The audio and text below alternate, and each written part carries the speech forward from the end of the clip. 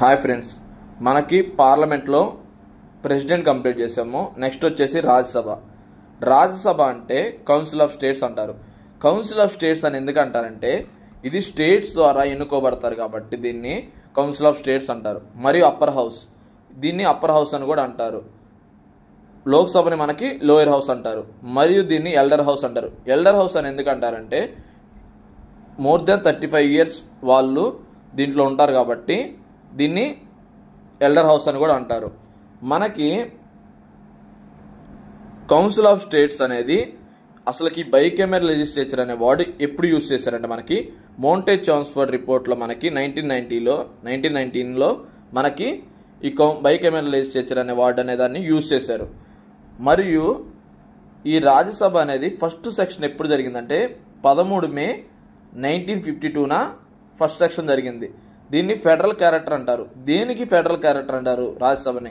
ఎందుకంటే స్టేట్ యొక్క రైట్స్ని రిప్రజెంట్ చేస్తున్నారు కాబట్టి దీన్ని ఫెడరల్ క్యారెక్టర్ అంటారు. మనకి ఈ కౌన్సిల్ ఆఫ్ స్టేట్స్లో ఎంతమంది, ఏ స్టేట్ నుంచి ఎంతమంది ఉండాలని మనకి 4th షెడ్యూల్లో మనకి పొందుపరచబడింది. ఈ 4th షెడ్యూల్లో చూసుకుంటే మనకి టోటల్ కౌన్సిల్ ఆఫ్ స్టేట్స్ అనేవాళ్ళు మనకి council of states Rajya Sabha members ఎంత ఉండాలంటే 250 members ఉండాలి. ఈ 250 members ప్రజెంట్ ఉన్న స్ట్రెంత్ ఎంత అంటే 245. ఈ 245లో కూడా మనకి 229 members స్టేట్స్ నుంచి వస్తారు, 4 members union territories. A union territories అంటే ఢిల్లీ, పుదుచ్చేరి అండ్ జమ్మూ కాశ్మీర్, దేనికైతే లెజిస్లేచర్ ఉంటుందో వాటి నుంచి నామినేట్ అవుతారు. మరి 12 members అనేవాళ్ళు ప్రెసిడెంట్ నామినేట్ చేస్తాడు. ఈ ప్రెసిడెంట్ ఎవరు నామినేట్ చేస్తారు? 12 మందిని. అంటే ఎవరికైతే ఆర్ట్, సైన్స్, లిటరేచర్, సోషల్ సర్వీస్లో నాలెడ్జ్ ఉంటుందో వాళ్ళని ప్రెసిడెంట్ నామినేట్ చేస్తాడు. అసలుకి వీళ్ళని ఎలా ఎన్నుకుంటారు? ఎలక్షన్స్ ఎలా జరుగుతాయి అంటే మనం ఎవరైతే ఎమ్మెల్యేని ఇక్కడ ఎన్నుకుంటామో ఆ ఎమ్మెల్యేలు, ఫర్ సపోజ్ మనకి ఏపీలో 175 members లెజిస్లేటివ్ అసెంబ్లీకి ఉన్నారు ఎమ్మెల్యేస్. వీరి ద్వారా రాజ్యసభ మెంబర్స్ని పంపించడం జరుగుతుంది స్టేట్ నుంచి. సో అందుకే ఇది స్టేట్ అనేది ఇన్వాల్వ్ అవుతుంది కాబట్టి సెంటర్ మధ్య స్టేట్ మధ్య రిలేషన్షిప్ ఉంది కాబట్టి దీన్ని ఫెడరల్ క్యారెక్టర్ అంటారు రాజ్యసభని. సో ఈ స్టేట్ లెజిస్లేచర్స్ అనేవాళ్ళు single representation, single transfer vote ద్వారా వాళ్ళని ఎన్నుకోబడతారు. మనకి టర్మ్ చూసుకుంటే 6 years, రాజ్యసభ టర్మ్ వచ్చేసి 6 years. కానీ ప్రతి 2 yearsకి 1/3 members అనేవాళ్ళు ప్రతి 2 yearsకి రిటైర్ అవుతారు. దీన్ని పర్మనెంట్ హౌస్ అంటారు. అదే మనం లోక్సభని తీసుకుంటే టెంపరీ హౌస్, ఎందుకంటే అది ఎప్పుడైనా డిజాల్వ్ చేయొచ్చు. బట్ రాజ్యసభలో మెంబర్స్ అనేవాళ్ళు వెకేట్ అవుతారు కానీ ఆ సభ అనేది డిజాల్వ్ అవ్వదు. సో అందుకని మనం దీన్ని పర్మనెంట్ హౌస్ అంటాము. వీటికి ఎవరు ప్రిసైడింగ్ ఆఫీసర్గా ఉంటారు? వైస్ ప్రెసిడెంట్ అతను దీనికి చైర్మన్గా ఉంటారు. మరియు డిప్యూటీ చైర్మన్ ఉంటారు. డిప్యూటీ చైర్మన్ని సింపుల్ మెజార్టీ ద్వారా వారి యొక్క మెంబర్స్ ఎన్నుకొనబడతారు. ఎవరైతే రాజ్యసభలో ఉంటారో వాళ్ళు డిప్యూటీ చైర్మన్ని సింపుల్ మెజార్టీ ద్వారా ఎన్నుకుంటారు. అండ్ ఫర్ సపోజ్ మనకి ఎవరైతే చైర్మన్ ఉన్నారో వాళ్ళని తీసేయడానికి మనకి కౌన్సిల్ ఆఫ్ స్టేట్స్ అనే వాళ్ళు బిల్ పాస్ చేశారు అనుకోండి, ఆ టైంలో వైస్ ప్రెసిడెంట్ చైర్మన్గా ప్రిసైడ్ చేయడానికి వీలేదు. మరియు ఆయనకి ఓటేసే హక్కు కూడా ఆ రెజల్యూషన్ మీద లేదు. ఆయన కానీ మాట్లాడవచ్చు. ఆ ప్రొసీడింగ్స్లో ఏవైతే రిమూవల్ ప్రొసీడింగ్స్లో ఆయన పాల్గొనవచ్చు. అసలుకి రాజ్యసభ మెంబర్స్కి ఉండే పవర్స్ ఏంటి? రాజ్యసభ మెంబర్స్కి ఉండే పవర్స్ మనకి ఆర్టికల్ 67 Class Bలో ఇప్పుడు వైస్ ప్రెసిడెంట్ తీసేయాలంటే మనకి రాజ్యసభ మాత్రమే వైస్ ప్రెసిడెంట్ని తీసేయడానికి పవర్స్ ఉంటుంది. మరియు ఆర్టికల్ 249లో మనం ఇందాక చెప్పాం, వీళ్ళు స్టేట్ నుంచి రిప్రజెంటేషన్ చేస్తారు కాబట్టి స్టేట్ అనేది వీళ్ళకి చాలా ఇంపార్టెంట్.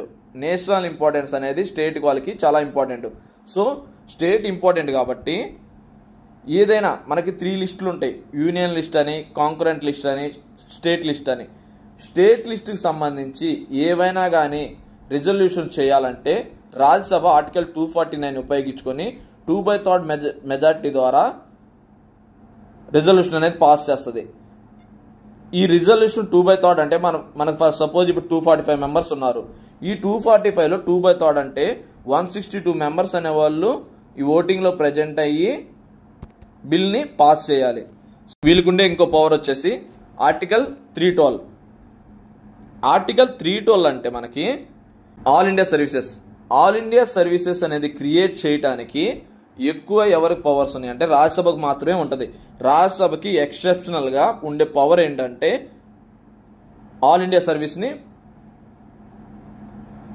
ఆ బిల్లుని సంబంధించిన ఆల్ ఇండియా సర్వీసెస్ యాడ్ చేయడానికైనా కానీ, లేదంటే ఆల్ ఇండియా సర్వీసెస్ సంబంధించింది తీసేయటానికి కానీ మనకి రాజ్యసభ అనేది కీ రోల్ ప్లే చేస్తుంది.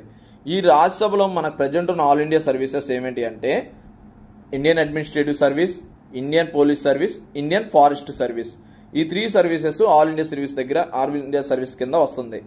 సో నెక్స్ట్ వచ్చేసి ఇందాక నేను ఏమన్నానంటే రాజ్యసభ అనేది ఫెడరల్ క్యారెక్టర్ అన్నాను.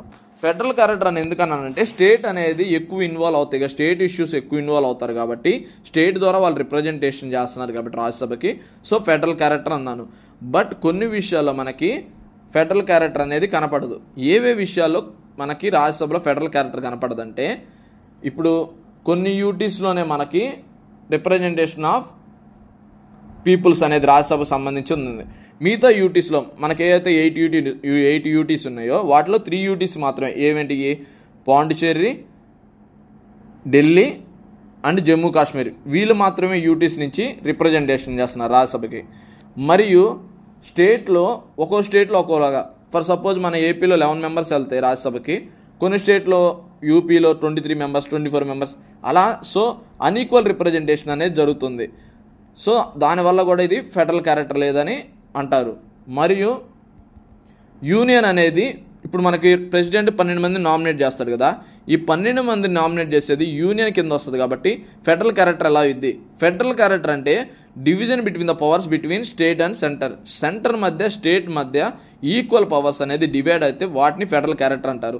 ఇక్కడ 12 మెంబర్స్ నామినేట్ చేసేది యూనియన్ అయితే స్టేట్కి మరి పవర్ ఎక్కడుంది? సో ఆ కొన్ని విషయాల్లో నాన్ ఫెడరల్ క్యారెక్టర్ అనేది ఉంటుంది.